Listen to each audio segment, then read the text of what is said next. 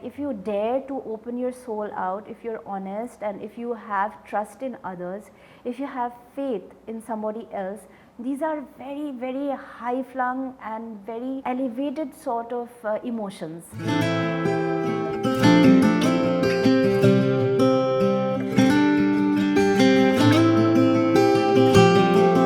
The best thing that I could have as a daughter, I believe, were parents who would believe in daughters. I think one thing which is very golden about my father, I always felt that the best thing about him was his smile, because he would make all the difficult things seem so easy. In India or maybe globally, women are seen as the softer gender. Education is far more important than materialistic pleasures. I don't truly believe in the feministic viewpoint where it's a man versus woman scenario, and that is when you become an excellent artist in whichever field that you are, you become a true magician. We need to understand the importance of empathy in our society. If we were empathetic, then I don't think women would also have their issues.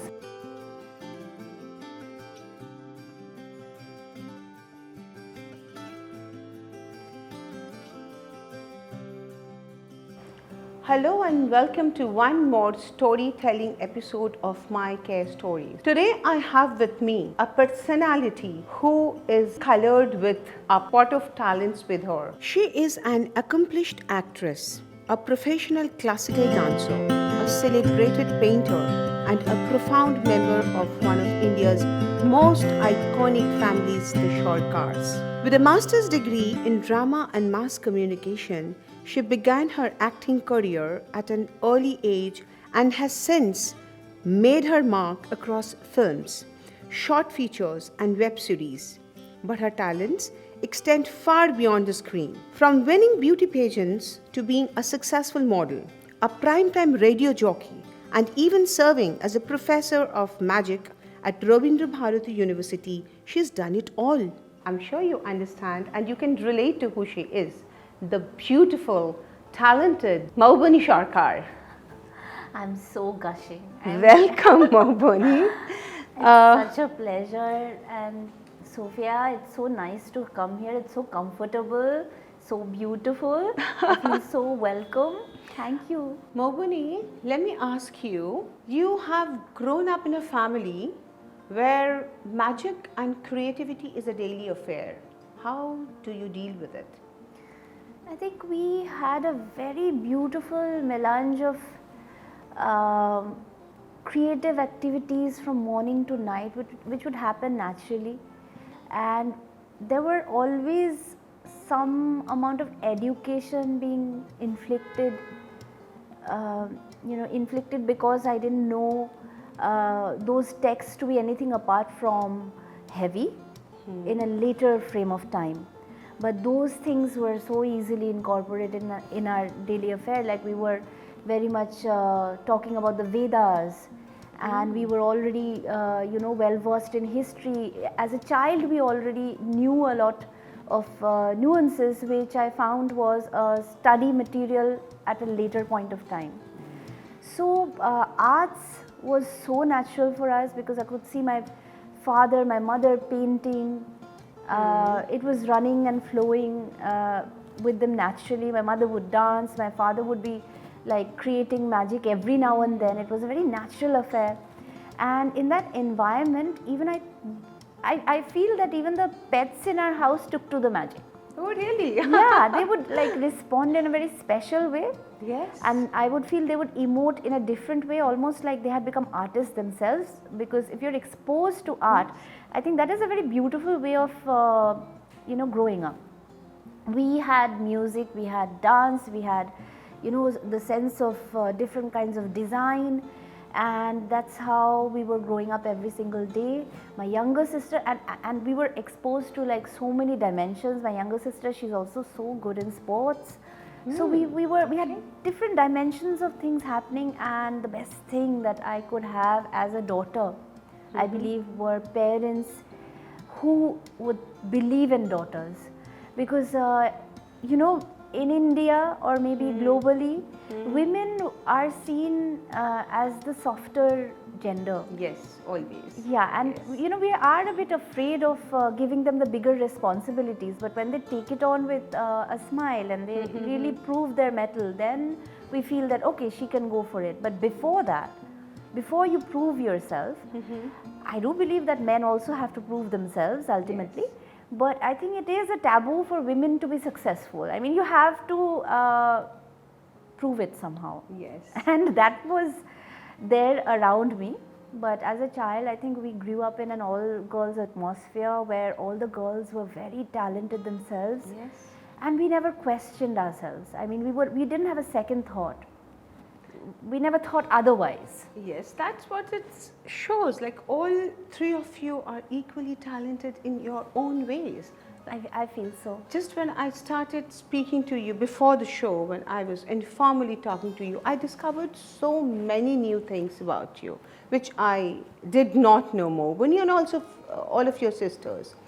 So relating to that, may I ask you, growing up in such a natural atmosphere of arts and magic and in a blend, did any of you three sisters, of course for you today, did you ever feel a pressure on you to always stay up to a standard of what your father, Mr. Sorcar, was so naturally having it? So did you have to stay under the pressure ever that you have to live up to that standard? I think one thing which is very golden about my father, personally knowing him and also the brilliant artist that he is, or the team that he has, I would say, conjured up, or you know, his band of excellent assistants, I always felt that the best thing about him was his smile, because he would make all the difficult things seem so easy. Solve in a... Yeah, absolutely. You know? So we actually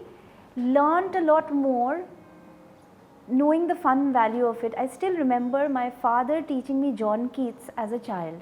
I was really young. Oh, really? Yeah, and he was explaining me Ode to the Nightingale, Yes. and Ode to the Grecian Urn, and these were things that you would learn in an English honors paper later on in life, Yes, because yes. it's higher philosophy. Yes. It's difficult.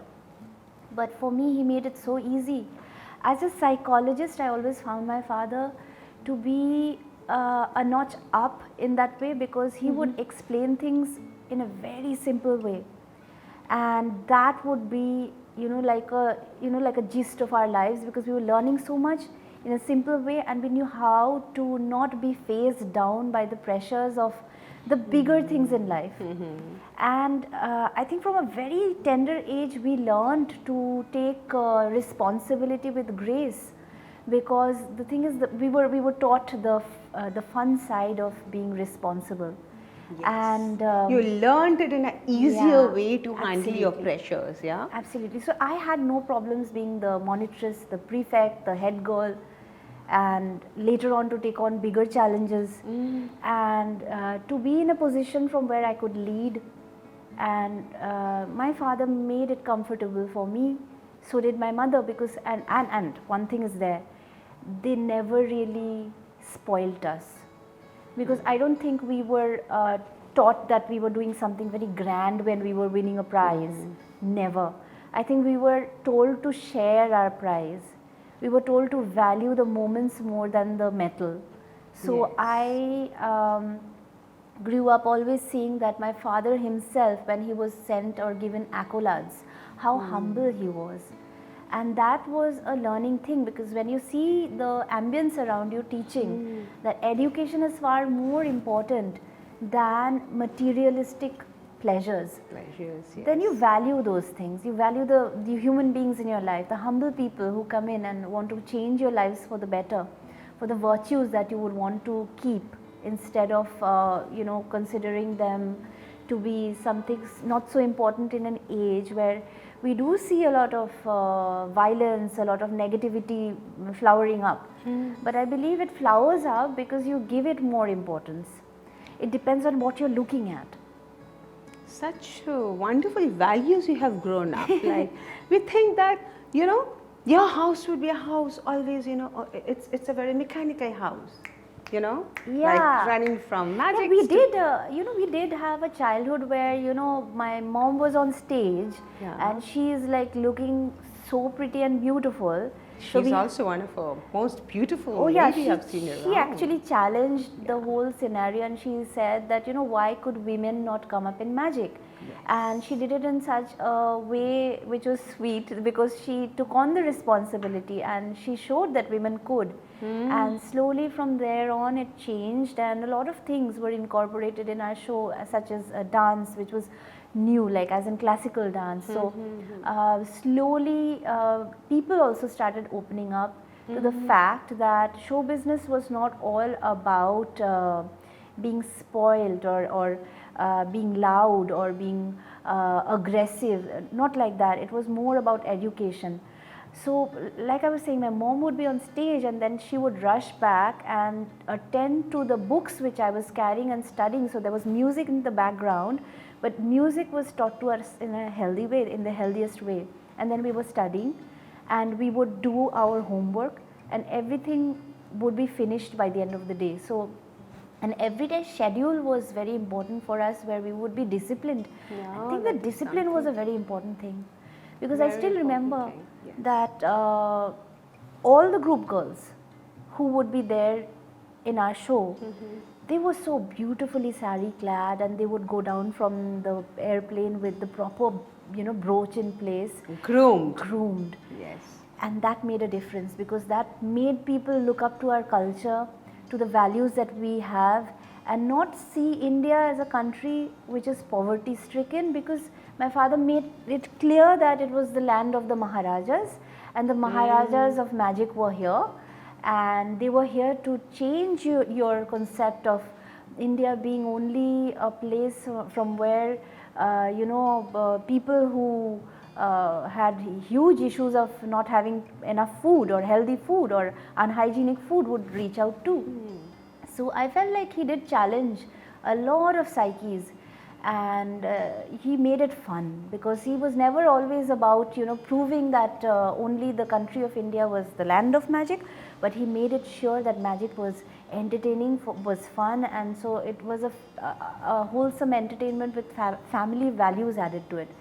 So we were actually teaching the whole world to have fun instead of like just tensed up and have a serious approach Yeah, to life or exactly. something very tough. Yeah. It shows in your entire family. Like, I did not have an opportunity to see all of you together performing. I wanted you to share one small storied experience of all of you did something fun and magic on the stage and that really added value to the community. One small, I would if you remember, like. of course, all the acts that my father and my mother would perform, or the artists that were severely trained days after days in our research center, where we would actually create original magic and train them for many hours to perfection.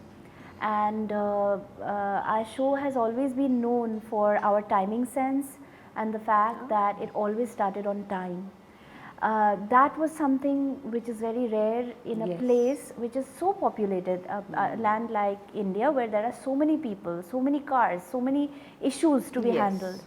So a show opening out every day on time was itself a very fascinating thing, that this show always starts on time.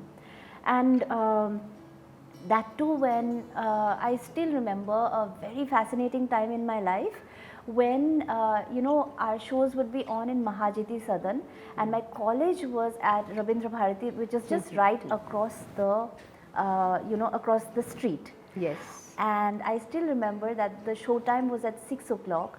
So I would finish college, walk up to Mahajiti Sadan, take my my makeup and my costume and do my Change the over prayers. and Then the show would start every day, and I would actually see my friends from college coming and joining me over there, and we were learning performance in arts and we were performing. And my elder sister was already, she had taken on the magic legacy by then. So she was full on stage. My younger sister was younger to me, and I still remember by the end of the day there would be a group of really poor girls and boys who would live in a place which is sort of like a slum area next to the theatre hall. Yeah. And what we would do, my father would spend at least 1 hour with them every single day after shows. And he would, listen to anything that they would have to say. And he would pick them up in his lap. He would treat that little girl who was on the streets with as much dignity as he would treat me.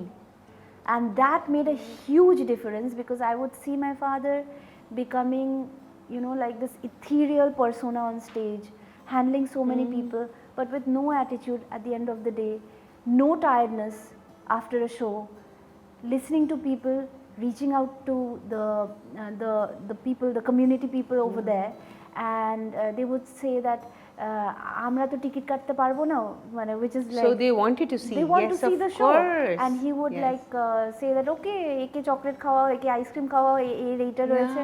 And so there was a 16-year-old girl, and she was like wanting to get married, and my father was like, no, she should study more. So this was the environment. It was very different, and it was very loving.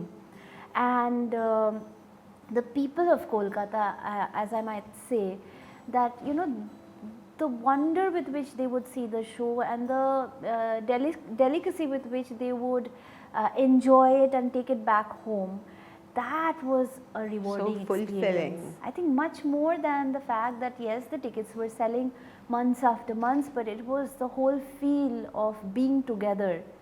And that feeling, I believe, is the strongest feeling that I have, where my family was together and my friends were there in front of me, and all the people who would love us was by our side, and we were all walking hand in hand. And that was a really powerful thing that I learned, and I wanted to always give that feeling back to the people, because I was always so happy being an artist. It didn't matter to me how much I ate or earned. What mattered is what I gave back to them, because it is priceless. I think that is one of the reasons you are so socially connected. You are the chairperson of Human Rights Commission of India, if I'm not wrong. Yes. And you also work for, that's a UNESCO program, I think it runs. See, as I grew up, I started understanding how women were being treated at large. It did flare up a lot of sentiments inside my head, because I felt that it is insincere to, create disbalance in society simply because you want a brand to come up, or simply because you have an agenda. You create a false adversity, and you basically create a group called the feminists, which I believe is created. I don't truly believe in the feministic viewpoint where it's a man versus woman scenario. I think men love women and women love men, so there is really no fight here. It's just that fight was created for justice, which is a universal thing for any human being who has been treated wrong. So if we are considering ourselves to be a separate thing away from a human being, it's wrong. So what we're basically fighting for is a voice. And I felt that if I did work for women, it would be nice, because an eye-opening experience was when I went for my pageant. Usually it would be, like beauty pageant, yes. Beauty you pageant. were a winner of beauty pageant also. Yeah. Yes. So it did come across like, for me, I was given offers from a very young age to join pageants, but I was more interested in following my dreams in arts. So I really did not know much about the world of pageantry. Later on, after about 10 years of being in the industry, I got a proposition from where I felt I would be able to help the community in a much more diverse way. So I opted for a pageant and I ended up winning. So winning made me open up to the responsibilities which we could share in terms of public service. Yes. And I did a lot of work for the acid attack victims and for the old age homes as well. Yes. And I feel that the elderly people after a particular age, they are treated very shabbily, almost like they don't have any service left for life. So that is the time when the reality of children and parents are found, and we need to understand the importance of empathy in our society. If we were empathetic, then I don't think women would also have their issues. And slowly I started working with different projects, and I got connected to human rights. And as in whatever work I have done, the organization was very happy with the feedback that they received post some work I had done. I still remember during RG Corps that there was a severe situation where no human rights organization would voice out a protest movement for the person who needed to be voiced out for. So I was the first one, and being a lady, I did take an initiative, and I did convince people to talk regarding matters which were uncomfortable, which people were concealing. So I felt really happy that the response was positive, and that certain women found strength via that. And afterwards I went to Kashmir and I did some work over there for the Indian Army as well. I was a guest of the Indian Army at the Buller Lake. So last Diwali I spent some time with the wives of the army men, and I found out that there were terrorist attacks being done in the camp at that point of time. And as to the noble work that the Indian government is doing, the soldiers of our country that are doing, that requires so much of love and attention and appreciation from our ends. And I was very, very honored to be able to spend some time giving happiness to the Indian Army, the BSF camp during Diwali, because people would not want to go and spend their times in the frontiers because of the risk that is there in being in places like that. But they wanted to change that. They wanted to make India a safe country even in the frontiers. And we know what happened during the last few days. There were so many violent outbreaks and how India retaliated. So it was during that time that it was from themselves only that they decided to put me as the chairperson, and I willingly said yes. Took up the responsibility. Yes. So because it feels nice to be able to execute something which is important to people in the general sense of the way, and also in a deep way. As in, we have heard so many issues like domestic violence, or maybe women who are not treated properly in the workspace. Yes. We hear of these issues, but when we face those issues, we tend to run away or escape, or we don't want to handle those situations, because as a woman also we might be wanting to steer clear from such things. But the society will not change, things will not grow better unless and until we learn to take responsibility of what is happening around us.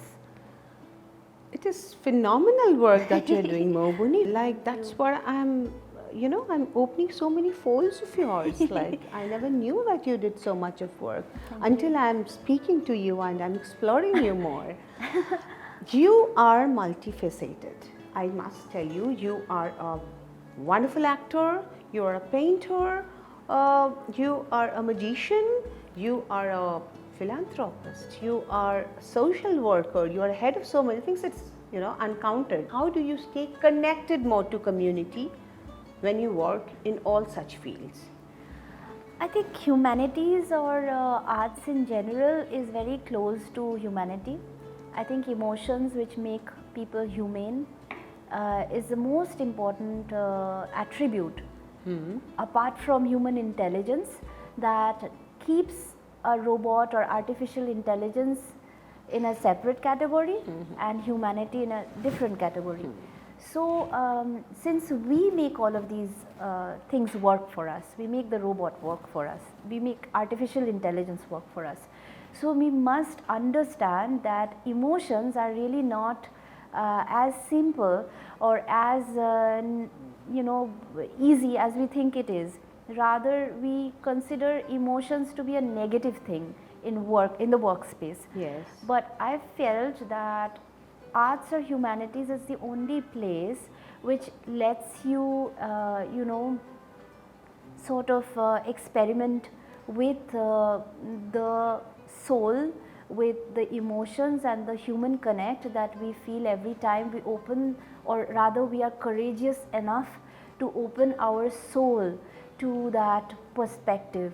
Because whether you're singing or dancing, or whether you're painting, whether you're writing, every time you are basically opening your soul out. And it is a very true thing that the universe respects that. As in, like, if you dare to open your soul out, if you're honest and if you have trust in others, if you have faith in somebody else, these are very, very high flung and very elevated sort of emotions.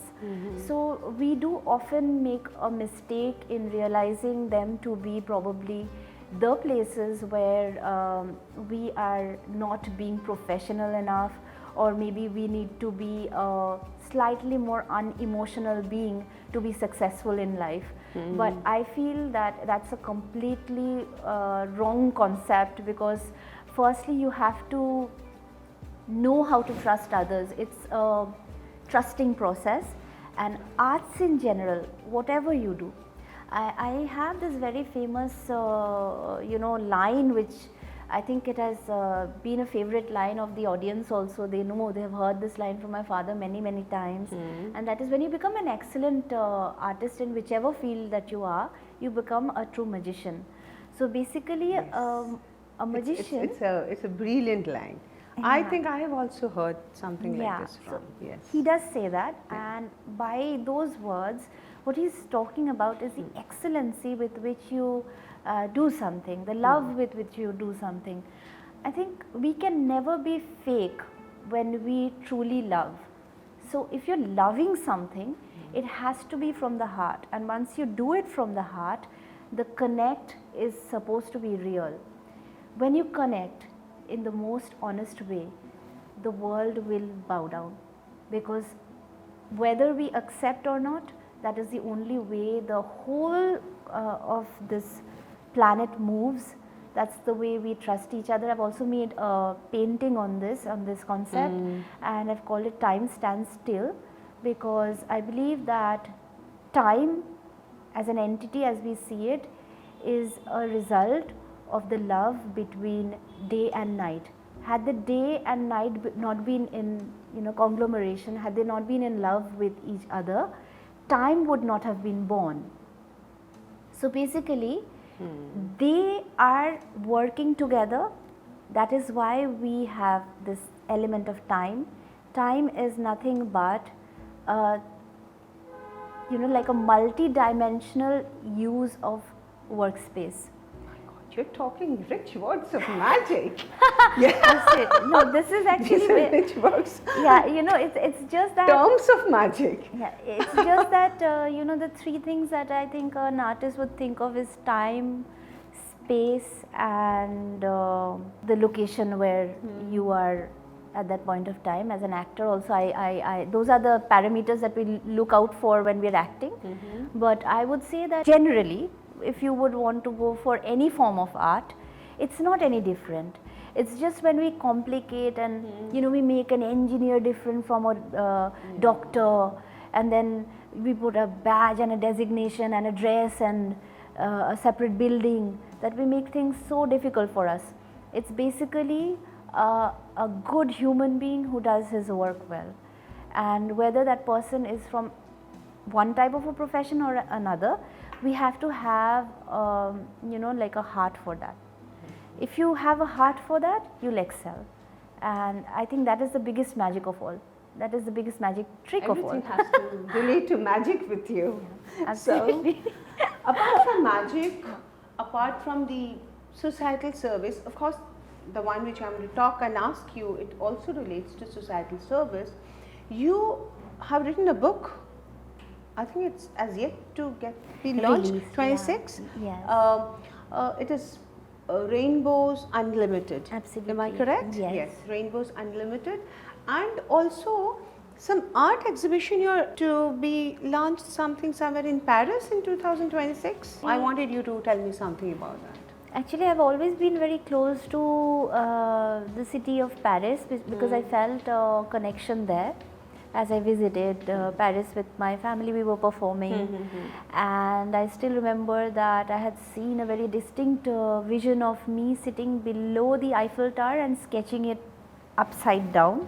And the day that really happened, when it actually happened in my life, I was shell shocked. I was like, my dreams were unfolding out. So I didn't know what was more real. Was my dream the reality, or was I sitting over there the more real context of reality? Yes.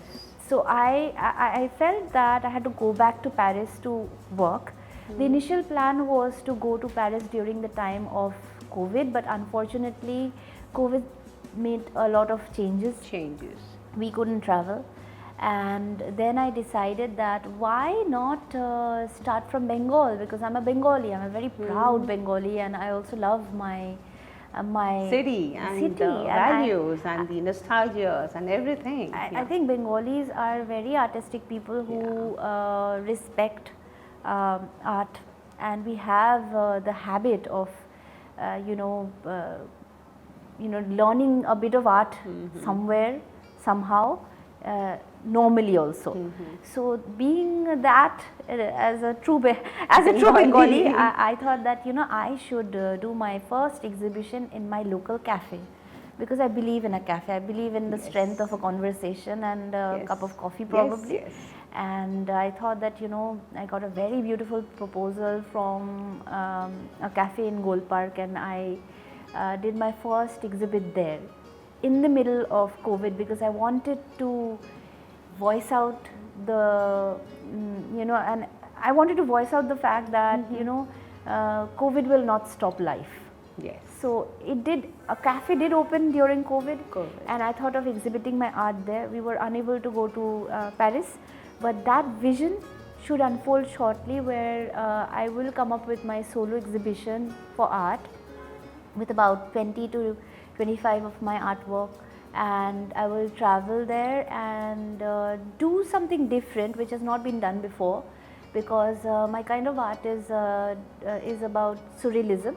I love surrealism, and previously I was all into portraits, but surrealistic art is something that appeals to me more, because I think it reaches out to things that you don't see with the naked eye. And there is so much that we don't see with the naked eye. So line between the lines is one. Even in literature, like the imagination that unfolds when we read two lines, and the way you imagine the lines in a book and the way I would in a book, both will be two realities, had we had the chance to reveal them. And the moment we voice out our experience, it is already existing. So I believe that writing a book would be a good way of explaining all the things that was going on in my head, and the interconnectivity of arts, which I felt was very much something very easy to understand. Also, I wanted people to feel like if they wanted, they could choose a way of being in which everything was easier to handle. It's not that it was very difficult to be expressing yourself artistically. And Rainbows Unlimited is all about that. It will be my first book, but I've been loving to write, and I feel that when I write my poems also, they're very heartfelt. Usually I'm writing at 2 o'clock at night, and I'm interacting with my Facebook audience, so I do write my poems then. So my publisher came up and my editor came up, and they all said that, why don't you write a book instead of like continuously going on Facebook? Short Yeah, features. You are unstoppable, Moubani. But I think I must stop. I would like to talk more. Maybe after the show, we continue with a cup of coffee. We run up to a coffee shop, and then I would really like to have you in England, where I work in a small city called Stoke-on-Trent. I work with the geriatric services for the minority health group in that city, and have traveled the world for it. Wow. I work with the geriatric services, but unfortunately, I have not found magic to be a part of the services. Community service plays a very big role in over the whole Europe, and more so where I work, the NHS and the local universities. The people how they work, see community health services very different from what we see here. Yeah. I really wish we had magic as a part of the community health curriculum. And since you also work with UNESCO, I have worked with projects of WHO. I really hope we could, merge up. We could marry things so that, it could give a better community service. When I go next time, I'm going to propose of this magic to be a part of the community health service, because it deals with the older people with cognitive degenerations. I'm sure it would help them a lot. Of course, because magic does make the impossible possible. Yes. And sometimes it does open up doors which you feel were impossibly shut for you. And the moment you start believing in something, in a higher truth, then things do open up. And the most beautiful part of being a part of magic is being an audience to magic. Magic requires an audience where you need to be educated, and also you need to have a sort of innocence in you. Because if you're not innocent, what happens is that you will not end up enjoying. When we look at the situation that is happening around us, people who have had a bad experience in some way or the other, I think higher arts such as magic, which India is known for, which I'm sure my elder sister, who is a professional magician, she who has chosen the art of magic, she who has been the first very successful, most successful woman magician around the globe, she would be able to say why she chooses that as a profession. And because it does throw light on certain areas which we thought would never be able to be touched, and there is so much to be discovered by science, and actually the basis of magic is science. So in a land where we put spirituality in a different level altogether, the truth is that there is no collision. It's just about being innocent and learning a subject and to understand, to enjoy it. What we have forgotten is in this time zone where we have stress coming into our life from different zones, and we also have time bound things happening to us. We need to loosen up, and we need to understand that ultimately it is all about being happy and enjoying yourself. Very true. And then the innocence of it all comes in. So I think magic as an art crashes your belief system and tells you to shut up and watch.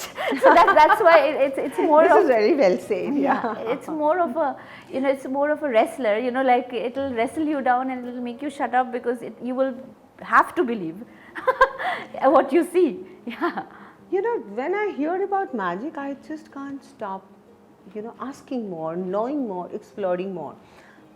We just have to stop somewhere. I always end my show with 3 questions. First, how do you see Moubani Sorcar 5 years down the line? as a magician, as an artist, as an actor, for the community, for the betterment of a community, for a healthy community, for a loving community? You know what I feel right now, there are so many people who are in the glamour industry, the industry from where I primarily belong. I always envision myself to be the magician of the silver screen. Now, that world has a lot of do's and don'ts and negativity around it. My vision would be to make the upcoming actors and actresses, of the next generation wake up to a profession where there is no darkness, to make them understand that you don't need to go into a dark zone to become an actor, which has been professed because if you believe that it is a dark profession, it will lead you towards that. And the fact that humanities or arts in general has the most important role in elevating life. You can change life, you can be a therapeutic person just by giving a bit of happiness. I do believe that my future will be all about giving back what I have learned, and that would mean educating people, in giving them the best form of entertainment that can be given by my senses and my vulnerability, or whatever you may address it to be. I'm sure that even the words are not enough to describe what arts can do to a person. Yes, beautifully thought and beautifully said. Second is carrying your legacy. What is that one value that you would like to put forward from the legacy what you carry to the society for the next generation? I think the message that I would really like to give to all the people over there is that women can carry a legacy, because we think that it is completely men oriented, and legacy means there should be a man somewhere. But I just want to know more as I grow up as an artist regarding all I want to do, and I want to extend it. If Mother Saraswati was a woman, and if she was teaching and she was the highest of authority in arts, as a lady she has been the powerhouse face of knowledge, light. And when we talk about knowledge overall, we're talking of arts as well. So why cannot a woman come and profess and carry a legacy? And that too, why not hand in hand with a man? Why must there be a fight? Why must we think like that? I'm sure that the more advanced women become, the better our household will become, and there will be no room for the darker things in life. And of course, if it's a happy household where knowledge is there, then there will be growth in a country like ours, and we will advance surely to the next level which we dream of. I loved hearing that. I loved hearing that. The third, in the click of a magic, if you'd like to change something for our city, what would that be? I think it would be this grotesque atmosphere which has been created by the people who are making a very important notion about how politics is important only. I don't think politics is only important. I think politics is very important, but it cannot be the only thing in my city.